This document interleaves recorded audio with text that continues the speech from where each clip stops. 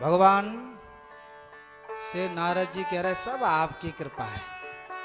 अच्छा, जब आपसे कोई कुछ कहे कि जो है आप बड़ा सुंदर काम करते हैं, आपकी क्या बड़ाई करें, तो सामने वाला सब आपकी कृपा है। देखिए,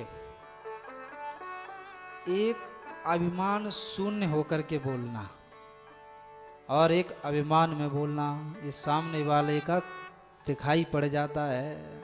नारद जी आके कृपा तुम्हारी सकल भगवान, ये सब आपकी कृपा से हुआ है, मैं कहाँ जानता हूँ ये सब। नारद जी से भगवान कह रहे कोई बात नहीं है महाराज, जो आपके हृदय में अहंकार का पौधा उत्पन्न होने जा रहा है, इसको मैं जड़ से उखाड़ फेंकूंगा। और नारद जी वहां से प्रणाम करके चले गए हैं। बोलिए शंकर भगवान की जय। नारद जी जैसे ही गए अहंकार में तने चले जा रहे हैं। भगवान ने अपनी माया को आदेश दिया, 100 योजन का बड़ा सुंदर एक नगर बनवाया। और नगर में उस नगर के राजा हैं शील निधि, उनकी एक कन्या है जिसका नाम है विश्वमोहिनी।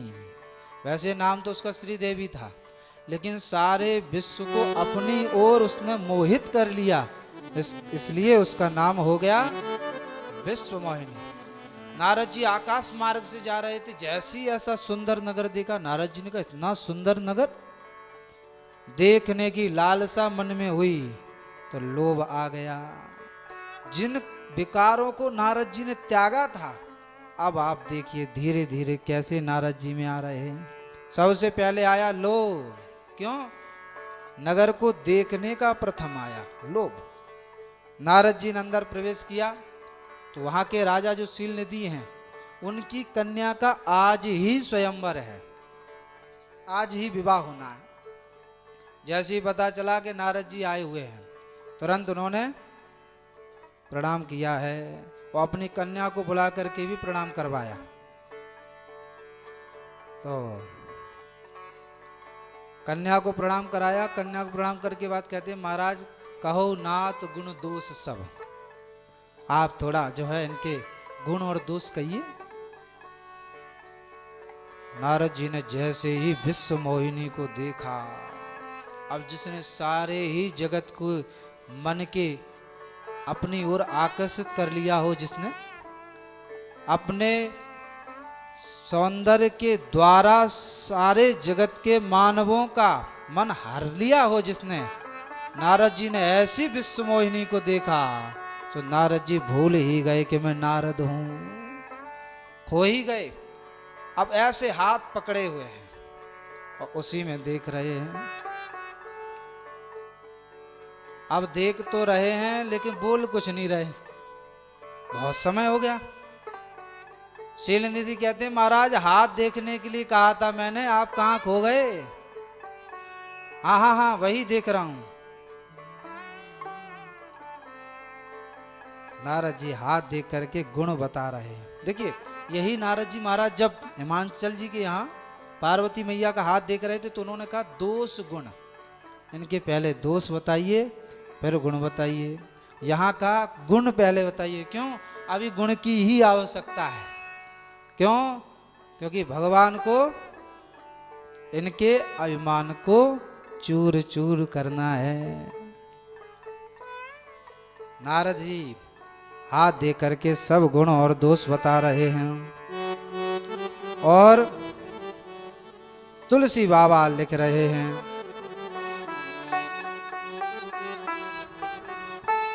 जो यही बर महाराज बड़े सुंदर गुण हैं, जो इनसे विवाह करेगा, जो इनसे विवाह करेगा वह अमर हो जाएगा, और जो यह वरई सो अमर होई, जो इनसे विवाह करेगा समर भूमि में उसको कोई जीत नहीं सकेगा, और जो इनसे विवाह करेगा उसकी पूजा सारा संसार करेगा। अच्छा, क्या हस्तरेखा में यही लिखा था? हस्तरेखा में लिखा ये था, जो अमर होगा वह इनसे विवाह करेगा। सारा संसार जिसकी पूजा करता है वह इनसे विवाह करेगा। समर भूमि में उसको कोई जीत नहीं सकता, ऐसा वर इनसे विवाह करेगा, लिखा ये था। लेकिन सब उल्टा सीधा कह दिया। क्यों? क्योंकि नारद जी विचार कर रहे हैं, यदि सही सही कह दूंगा तो मेरा नाम तो पहले कट जाएगा, क्यों ना तो मैं अमर हूं। अब मुझे लड़ना झगड़ना तो आता ही नहीं है, अपना जो है करताल मजीरा बजाते हुए घूमता रहता हूं। लड़ाना खूब आता है, लड़ना नहीं आता। और पूजा की तो कौन कहे, सब मुझको हंसी मजाक में लेते हैं। तो यदि मैं सत्य सत्य सब बता दूंगा तो मेरा तो जय सियाराम पहले ही हो जाएगा। इसलिए लक्षण सब विचार उर राखे, कछुक बनाई भूप सन भाके। सब उल्टा सीधा शील निधि से कह दिया। अब नारद जी के मन में लग रहा है, मेरा विवाह कैसे हो इससे।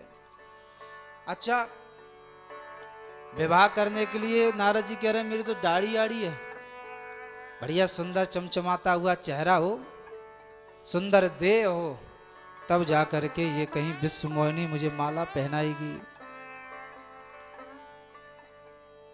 अब तो ना नारद जी का कहीं मन लग रहा है ना कुछ। जब तब कछुक न होई तई काला, हे विधि मिलही कवन विधि वाला। हे विधि, हे विधाता, किस ऐसा कौन सा विधान करूं जिससे ये मुझे प्राप्त हो जाए।